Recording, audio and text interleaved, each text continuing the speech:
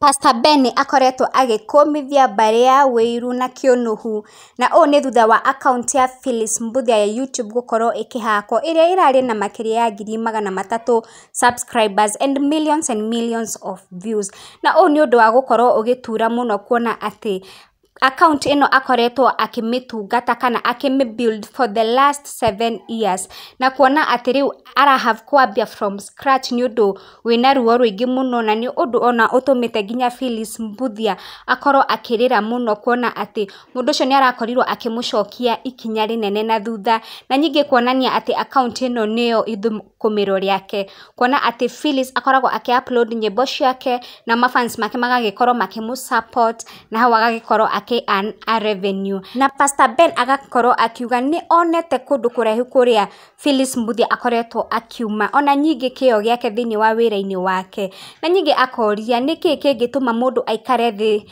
na athugunde undu muru tou na akauga ati wiru ni kindu kiuru ni undu wa ungoma kuona ati mundu no aikare thi na akorwo agithugunda uria aguthukiria mundu ungi account yake ya YouTube iria ina followers aingĩ muno na niyo ikoragwo ikimuhe gya kuria na nyingi akauga ni undu wina ruo nyingi gutuika ati mundu no atume mundu ta Phyllis Muthee akorwo akirira na agakorwo nyingi akiumiriria Phyllis Muthee na kumwira ati Ngai niwe urihanagiria na niwe ukumurihiria na Ngai wa Phyllis Muthee ni Ngai uria wakanaga mwaki na koguo ucio urathukirie account yake akorwo agieterera Ngai ucio wa Phyllis Muthee one uria ekaga na nyingi agagikorwo aki-urge marafiki ake mafans ake makoro subscribe to the new account ya Phyllis Muthee areo ni Phyllis Muthee Fresh Start areo niyo account yake iria akoretwo akiambiriria nayo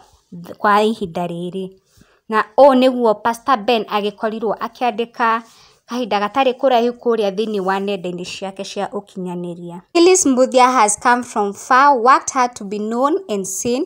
Why do this to her? This level of jealous is demonic. Why delete her content on YouTube where millions of people followed her and she earned to better her life? Why make this woman cry? Why? I am so sad about this.